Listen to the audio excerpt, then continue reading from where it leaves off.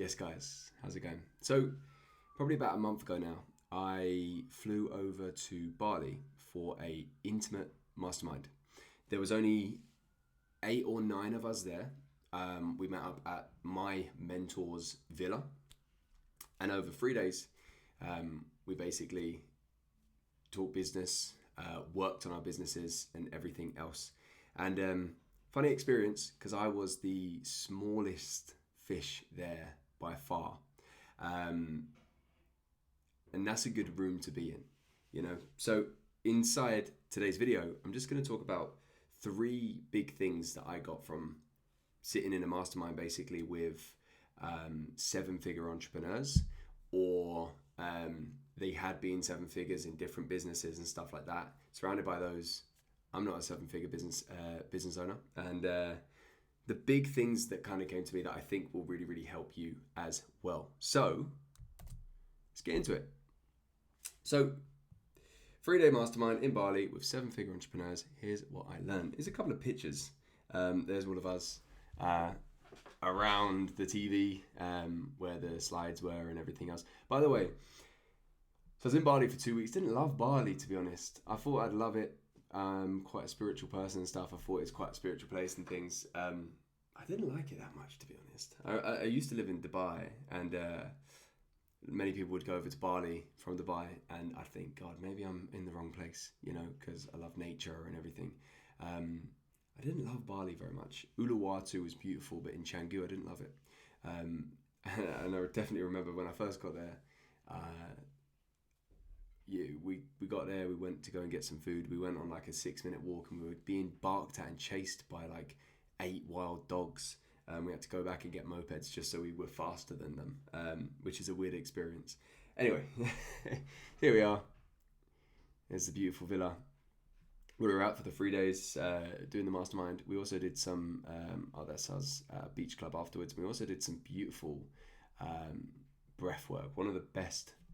I love breath work, like 2 hour long sessions, somatic breath work or conscious connected breath work and stuff like that. I just feel it's, especially at this time, it had been 2 days of like heavy thinking to then switch to feeling was beautiful. This was just amazing. Look at what a crazy location that is in the middle of Bali. That was amazing. Anyway, I'm getting sidetracked. That's just where I was. Anyway, so what did I learn? Now, I want this to be relevant, right, to you. So I've kept these 3 things that are gonna, they're more of a philosophy to be able to take away from it.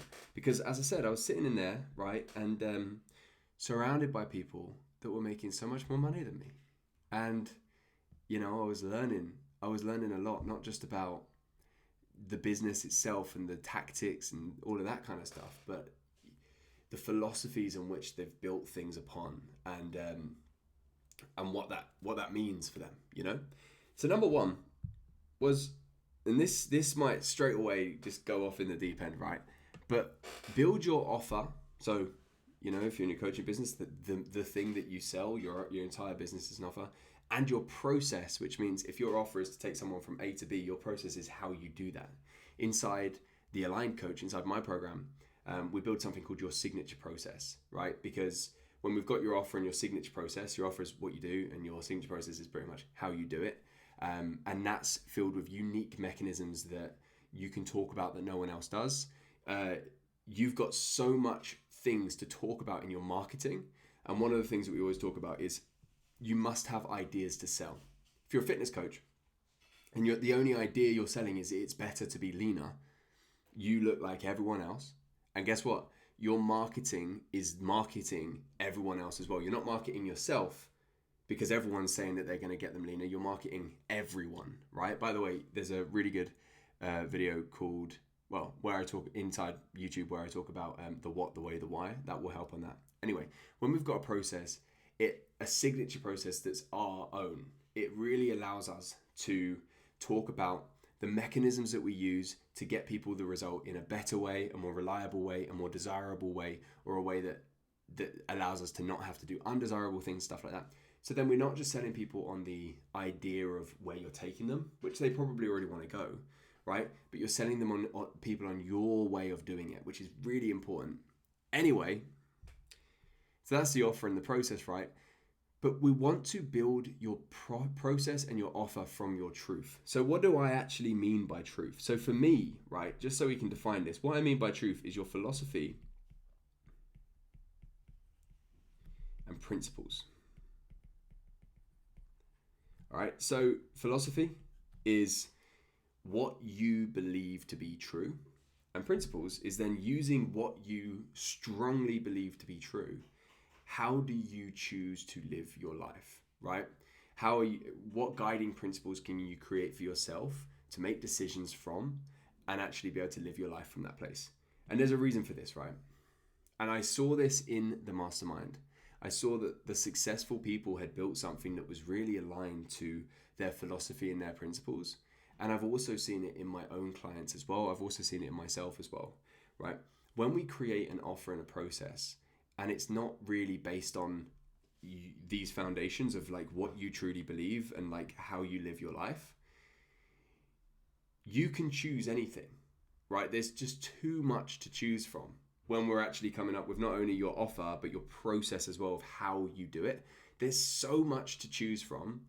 And when we are not making it from your philosophy and your principles, often, which is your truth, often that means that we're actually making it from trying to meet the market where it's at.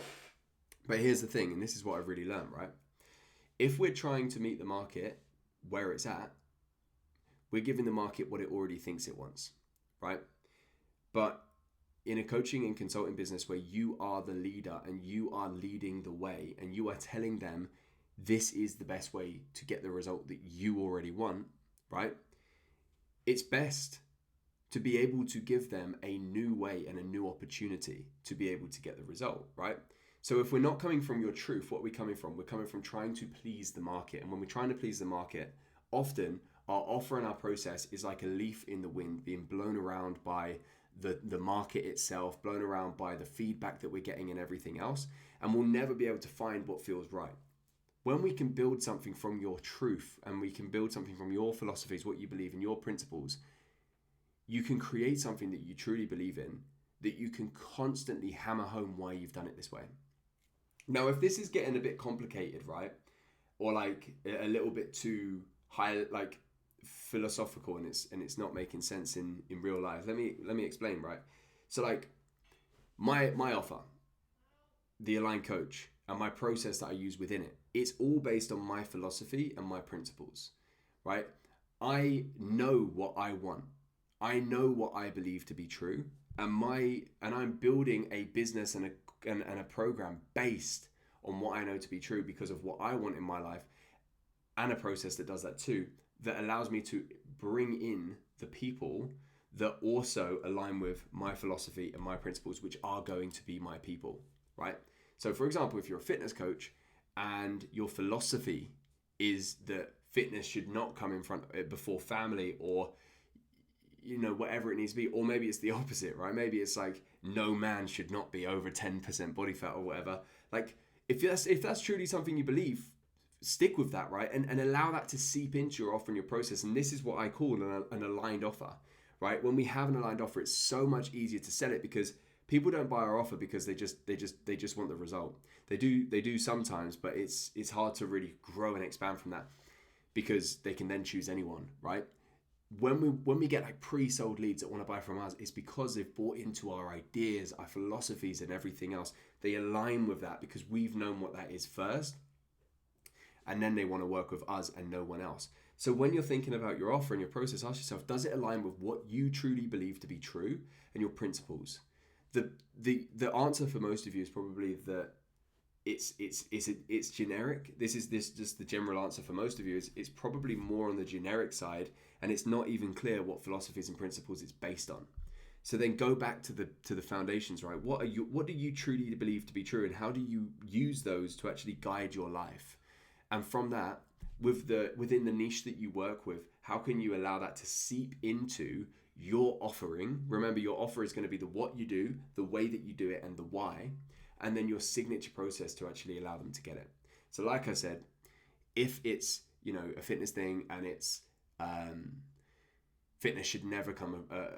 Maybe it's for dads, and it's like fitness should never come in front of your kids or anything else. And you'll have a signature process that allows them to get into shape whilst still being able to be a very present dad. Maybe it's within a certain amount of time per week and stuff like this.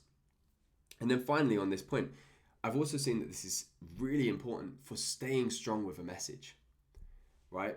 As you're watching social media and you're scrolling down and you're on it as well and you're creating, it's so easy to get whisked away with all these stupid trends and stuff like that, and to not stand for anything. When we build your offer and process from your truth, you will be standing on your truth as you do your marketing, your messaging. You will know your direction. It's a game changer, and it's something that I have done. It's something that I have done, and let me tell you how I like. You're probably wondering, well, where did this? This is all about this, right? Where did this even come up in the mastermind? Well, I'll tell you. So my mentor, who was hosting the mastermind, he was going through his story, and he's done very, very, very, very well, and he's created this really good offer, and even more than that, he's created amazing processes, right? So like, to get from here to here, he's created amazing processes that are his own unique mechanisms that have really, taken fire in the marketplace, and people have loved them. Now, I don't know where they came from in his head initially. I just thought, this is an amazing idea. The things that he's teaching us and stuff, these new concepts that are new ways to get this result we already wanted, they're amazing, right? Now, as we went through the days, it all clicked for me that every single mechanism that he had created and taught to us was through necessity and through him being super clear on himself and on what he actually wanted out of life and the constraints in which he was going to create them within, right?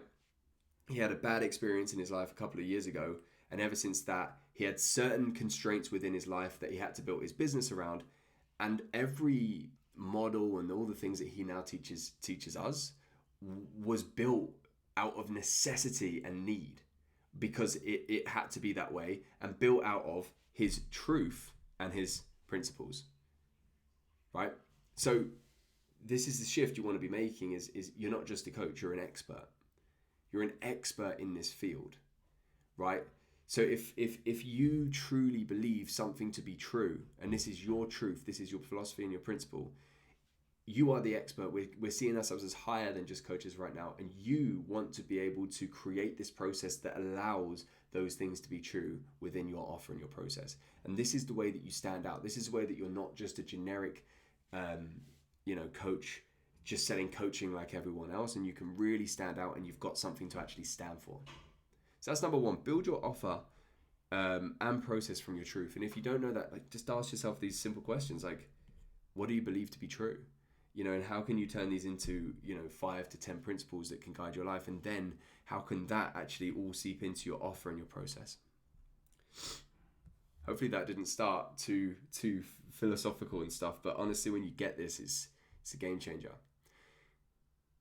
And the second one is start with the end in mind. Now, you might remember that I said that some of them were 6-figure entrepreneurs currently, and some had been, and they weren't anymore. Well, it's very interesting what I saw at this mastermind, that a lot of pretty much all of them actually, pretty much all of the guys there, a lot of them were also older than me.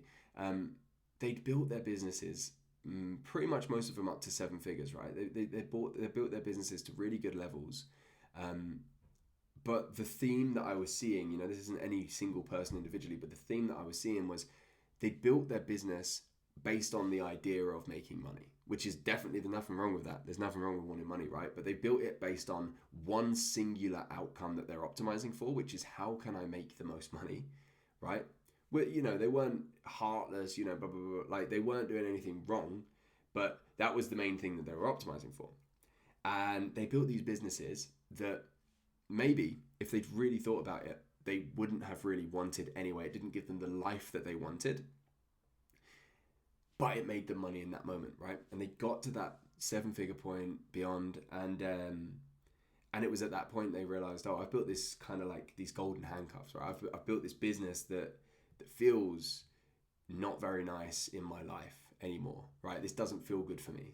And there was a lot of them there that had made huge changes. You know, they might have been making loads of money per month, but they didn't want team anymore. They didn't want to manage people, and they had to bring it back down. And one of the big things that I got from this was you must start with the end in mind, right?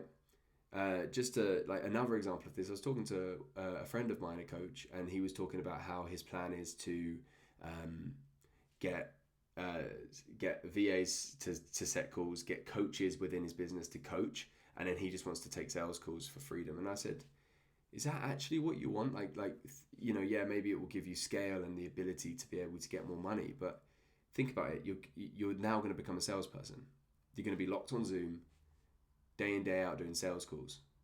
Is that actually the experience of life that you want? Because this is the core of it, right? And it might be for him, that's cool, it might be for people, but it wouldn't be for me. But this is the core of it. It is, your business isn't just a vehicle to make money, it's a vehicle to create the life that you want. So it's really, really, really important to actually ask yourself, you know, not only how much money do I want to make, but how do I want my experience of life to be? You know, as I build this business to where I want it to be, how do I actually want to experience this? And this is something that I've done very, very, very, very carefully now. You know, one of the things I've done, and I suggest you do this too, wrong pen, I suggest you do this too, is the perfect day exercise, right? And it's basically like the perfect average day. So you don't have to put a timeline on it. You don't have to say when you're going to get there, but sit down, and from the moment that you wake, like in this perfect day, the moment that you wake up to the moment that you go to sleep, like ask yourself, what would the perfect day be? What would it be filled with? What would be inside of it? How would you work? Who would you be working with? How would you feel on the day-to-day basis? What would you be excited about? Who would you be spending time with? What other activities would you be doing in this perfect average day? Number one, it's a really good way to then see your values, because your values are basically going to be the things that you've chosen to do in the day, right? In your perfect average day. But second of all, you're now going to see what the perfect business is going to be, because your business is going to be a huge part of what creates your life and your day-to-day experience. And as I've done this and I've got really, really clear on what I want and what I don't want, something very interesting has happened. I've built businesses before. I've got them to 6 figures before, online businesses, and then, you know, gone down again and gone up again. And so it's not the first time doing stuff like this, right? Which helps. But before, all I really thought about was that number on Stripe going up. You know what I mean? All I really thought about was like, cool, I'll do whatever I really need to do to get that number going up. Now, I will make decisions even if it will make me less money, because I'm more important with the actual life it builds for me. And I'm aware of that now. You know, I'm aware of the fact that, you know, the progression of the business is not just the singular number of how much can it make, but it's also how can it allow me to have the life that I want, right? I don't do sales calls, for example, and there's actually huge benefits to that, but that may hold me back from my the amount that I'm able to charge if I don't do sales calls. But I'm completely okay with that that trade-off, because it's the life I want. And now my day-to-day existence now from living from this is so good. It's great, you know, like I'm chasing goals, but I'm just loving the day-to-day as well. And a really good question from this, like downstream of this, is then set your constraints.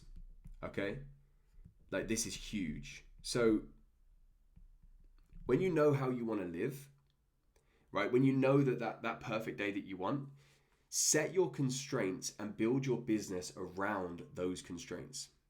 Okay, so for example, one of my constraints is I only do one-on-one calls 2 days out of the week. I don't do one-on-one calls with any other day. And again, this gives me a capacity that's smaller than it needs to be if you looked at the entire week. But it's a constraint that I want to live by, because it then gives me the life that I want to live. And here's the fun part. When you have constraints, it forces creativity, right? It forces creativity when you have constraints. If you don't have constraints, everything spills over everywhere and you just kind of do things how you've always done them. When you tell yourself, I only want to, this is definitely not for me, I love working. Maybe for you, it's I only want to work 4 hours a week. Sorry, 4 hours a day. 4 hours a week, 4 hour work week, a little bit, probably very hard to achieve, right? But 4 hour a day. Well, you can set that constraint, and guess what happens when you set the constraint? You become creative. You're now problem solving to be able to make it happen. So like, really give yourself more credit about you can create the life that you want. It's probably not so far away. Think about this first, the perfect day exercise, and then set your constraints now to build your business around it. One of my constraints again is I don't do sales calls. My business is built around that. You know, everything's linked and created around the life that I want. So I can make sales automatically with my email sales system just rolling in the background, and I'm making sales without having to do anything because everything's optimized for that, because that's what I want. You can do the same thing. So start with the end in mind and then allow that to affect now. And by the way, another thing that I always say is consult the vision. If you have started, this is actually one of my principles, but if you have started with the end in mind, well then decision making is so much easier, because again, you can build your business in so many different ways. You can really build your business in so many different ways, and guess what? They all work. So when you start with your end in mind, you can build your business in the way that it needs to be for you. And the final one, number 3. This is the finale one, right? I sat there, smallest fish in the room, by far, looking around, and I realized that I'd set my business up at the wrong level. So let me explain, right? So, funnily enough, I booked to go to this mastermind. It wasn't cheap, but I just love that stuff, you know, I love it. And it would have been a trip to Bali, you know, I love it. But I genuinely went without much problems. You know, I didn't go to try and solve a problem. I actually thought I was doing really, really well. And for many people, I was, you know, I thought I was doing well. I thought I knew exactly what I needed to do. I thought things were smooth sailing, and I knew my next moves. When I went there and I sat down and I looked around me and all these people were making way more money than me, I had a look and I was like, well, what's the difference? And they weren't necessarily, you know, better at me than doing this stuff either, right? So it wasn't a skill thing. What was the difference? I had set my business up at the wrong level, and my results showed that, you know. And why was it set up at the wrong level? Because of the level of thinking that my mind was at. You know, the money that I was making per month, for example, was nothing compared to the money they were making per month. The money I was making per month was good for me. The money that I was making per month for them would not have been enough. That would have been low for them in their level of thinking, in their mind. So guess what? Just because of that little shift of what they believe to be possible, what they believe to be good, and what they deem to be bad, and what they deem to be acceptable for themselves, right? Because that was different, their business was set up differently. So when we sat down in that mastermind and we looked at how can my business get to 100K months, it couldn't have. It literally couldn't have, right? The way that it was built was okay for the level of thinking that I was currently at that moment, you know, when I started to grow it, but it didn't have the capacity. This goes for capacity, this goes for price, this goes for everything else, and it's still within the constraints that we spoke about, but it didn't have the capacity to grow to big levels like 100K months, right? And I had to realize that the only reason that was, you know, if I looked forwards, I would have logically known that as well, right? And there's nothing wrong skill-wise either. I had to accept the fact that the only reason that was is because I didn't see myself as a 100K per month person. And because I didn't see myself as that, I didn't accept that for myself, so I didn't set my business up around that level. When I came home, when I sat there, we realized the level, like the shifts what I needed to make to get to those kind of numbers. And of course, internally, there's even more shifts I need to make to actually see myself as that number, to see that that is something that I should be able to do, and setting it up accordingly. So the big takeaway here, and this was a big takeaway for me as well, right? Is like it's almost like what you accept from yourself. What you accept from yourself, to like the norm that you accept is probably going to happen. And this is exactly what happened here, right? I accepted this certain number for myself. So I built my business in a way that it couldn't really exceed much more than that. So ask this for yourself, like, what level are you playing at? What level are you playing at? Where are you currently, and what level are you playing at? And what numbers are you really looking at as like where you're trying to get to? And then have you set your business up in a way that can actually get there?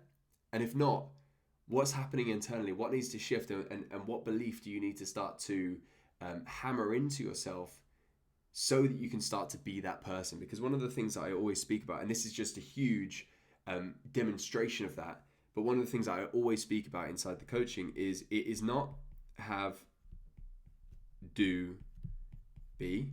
And many people think it is. Many people think, once I've got the thing, then I'm going to start to be able to do the stuff I need to do, and then I'm going to be the person. But it really is, and it truly is, be, do, have. You must see yourself as being the person first, whatever that person is. You know, someone that makes 10K a month, 50K a month, 100K a month, and any other kind of topic of life as well. But you must see yourself as being the person, right? And you must start to act as if you are that person. You must feel the somatic experience of being that person. Think the thoughts of someone that be's that person. This is why I think visualization and manifestation actually works. Whether you believe in the universe bringing it towards you or not, our thoughts create our emotions create our thoughts, right? And that goes in a loop. If you keep thinking about where you currently are on your current level, you're thinking about the things in your current existence and your current level, you feel like a person in your current existence and current level. That is a cascade. It continues. And guess what?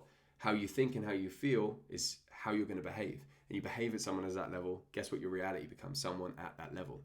So I believe that I know we're going way off track here, but manifestation and visualization stuff works. I believe that there is some sort of frequency and energy as well. But even if you don't want to believe that, right? When you can think about the vision in terms of where you're trying to get to, think about it so much that you feel the somatic experience of having it, because we all know that, right? If you think back to a scary experience or an embarrassing experience, you will have the somatic experience of that. You'll have the emotional experience of that in your body.